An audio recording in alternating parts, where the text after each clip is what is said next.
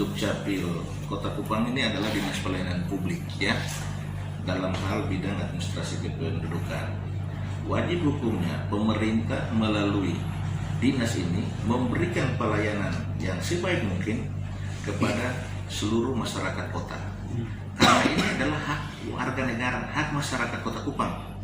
Ya, seluruh layanan administrasi kependudukan yang ada di kota ini itu menjadi tanggung jawab Dinas Dukcapil untuk memberikan hak-hak itu kepada rakyat. Ya, oleh karena itu untuk mencapai pelayanan yang baik kepada rakyat kota ini, saya menata sistem pelayanan yang ada di sini, jaringannya, ya, terus belangkonya, manusianya, ya kan, sumber dayanya yang baik, ya kan.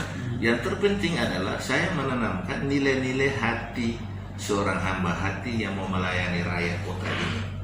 Ya, kalau Anda duduk di dinas ini, Anda tidak bisa melayani rakyat, pindah aja dari Dinas Dukcapil. Karena Dinas Dukcapil itu adalah dinas yang mau melayani rakyat kota ini.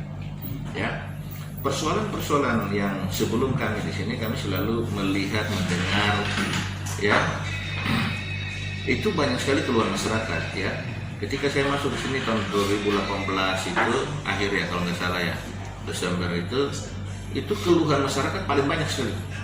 Bahkan dari KTP dari 2012 itu sampai itu tidak terselesaikan secara baik. Oleh karena itu saya mengambil keputusan dengan teman-teman, kita berkomitmen bersama mengatasi persoalan ini. Kalau persoalan kita tetap biarkan, maka ini menjadi hutang pegawai Dinas Dukcapil, pemerintah kota untuk rakyat kotanya sendiri. Yang makanya saya genjot pelayanan 1 kali 24 jam, turun jebol itu jemput bola di masyarakat, di brimob, di kecamatan dimanapun kita melakukan pelayanan, mengejar target ketertinggalan yang dari tahun 2012 itu. Makanya kita layani sampai malam, satu hari kita bisa cetak 1.000 sampai 2.000 KTP gitu loh. Nah, saya bilang kalau kita tidak target seperti ini akan jadi hutang. Makanya harus buat terus. Kita harus capek. Kalau kita capek, ya pada waktunya kita akan menikmati gitu loh. Orang tidak terjadi penumpukan seperti ini. Oleh karena itu kami juga membentuk sistem ya, yang mana terjadi pelayanan terintegrasi. Ya, pelayanan terintegrasi itu salah satu cara saya yang membuat sehingga tidak terjadi penumpukan juga. Pelayanan terintegrasi seperti ini.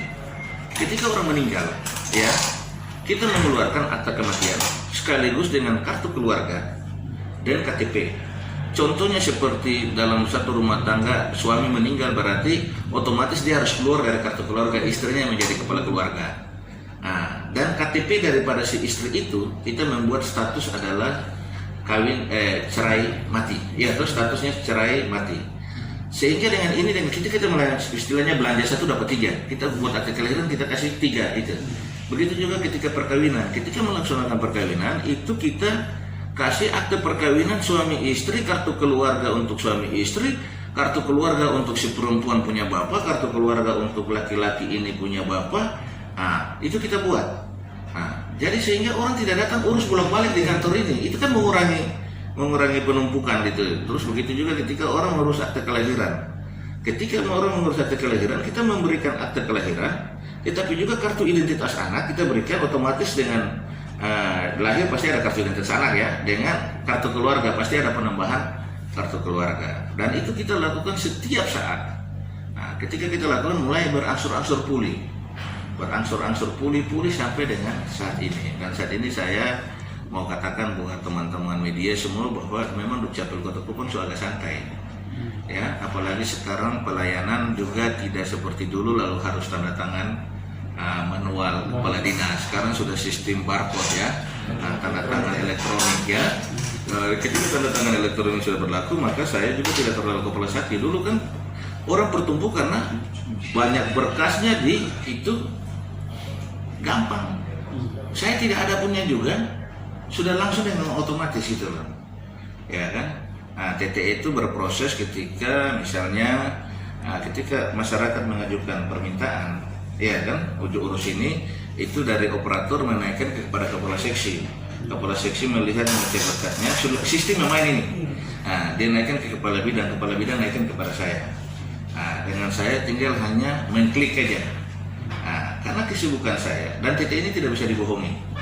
karena dia berlapis, sehingga password saya, username saya memberikan kepada ADB, ya, ADB yang dia memang bertugas memverifikasi semua dokumen itu. Jadi tanpa ada saya pun juga itu pelayanan jalan gitu loh, orang langsung kasih pulang gitu. Itu memang kita menciptakan hal-hal seperti itu sehingga masyarakat tidak terlalu mengeluh terhadap pelayanan dinas ini. Dan juga karena ketersediaan belangko yang cukup banyak ya, karena hubungan baik saya dengan pemerintah pusat khususnya di Dukcapil, itu belangko kita dapat tuh puluhan ribu dari sana. Jadi tidak seperti dulu. Dan dapat belangko berapa saya umumkan gitu loh, tidak ada untuk simpan belangko.